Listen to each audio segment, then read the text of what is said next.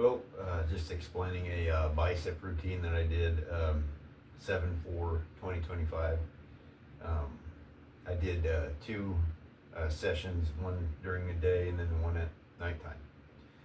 The first session I did Saxon bar curls, rope hammer curls, and then grenade handle reverse curls. And I will show you those handles here. I have some of them right on hand.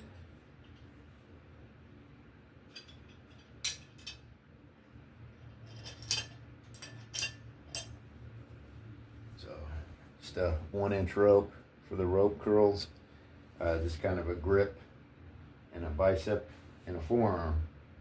So hammer curls with that. And then the reverse curls, I used this grenade handle, just another grip forearm variation for the biceps. Just good for variation, not always using the same handles and grips all the time. The Saxon bar, it's just, I believe it's a 3-inch by 4-inch. Just a good grip, kind of a pinch grip variation. So this was a circuit style with no rest. All I did was document my reps. I kept the same weights. So the weights were rather light, but by the end of it, my forearms are very sore today. So I would say that the rep scheme and the weights were challenging enough. So I started out with the Saxon bar. The bar itself weighs 28 pounds. It's nothing too crazy. But what makes the weight challenging is having to pinch it. So when you're in the bottom, you have to grip it, obviously, or it's going to fall. So it is much different than a standard barbell curl. And then towards the middle, or not really the top, but the middle, your fingers are being, and your wrist are being challenged to not break back. That weight though really wasn't too challenging for that aspect of it, but towards the end it was, with the matter of the volume. So 28 pounds on the Saxon bar. The rope hammer curl, only 10 pounds.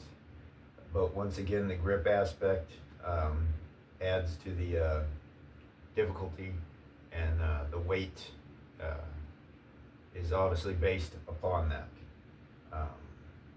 And then the volume. So the grenade reverse curl, 10 pounds, same as the rope hammer curl. So I started with 12 reps. Then I was going to do about 3 sets of 12, and then I decided that was kind of too boring. So I decided to see how many I could do with using a rep scheme of 12, 10, 8, 6, 4, and then 2. So once I got to 2, I decided, you know what, how about I try working up a little bit? And then I did 4 and then 6. And I felt like once I got to 6, I didn't feel like I could complete the 8. So maybe next time I'll try to do the 8. But this time I didn't feel like I'd be able to accomplish that. So I didn't really try. Probably should have just tried to just see, you know. But I felt like I was pretty fatigued with this rep scheme. Didn't really feel like I needed to push it too much more. I always try to kind of ride the envelope between failure and not failure, if that makes any sense. But I try not to fail because you don't want to fail all the time, because that can start beating your body up. That's just my opinion, but I feel like it's good to kind of ride that line between failure and achieving. So that was the first session that I did earlier in the day.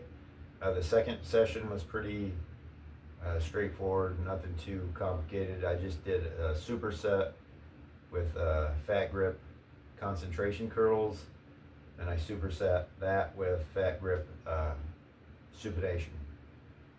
So just a blue Fat Grip, I believe it's 2.25 inch thick. So just Fat Grip. Just gives a variation on the hand, and also kind of feels different in the bicep a little bit. So if you've never tried the Fat Gripz, I do recommend them. Kind of just breaks the monotonous feeling of just doing the same things over and over again. That's kind of one thing that I enjoy, variety in training. And I'm sure everyone can kind of benefit from some variety in their training routine. So this one, pretty straightforward, just did 12 reps.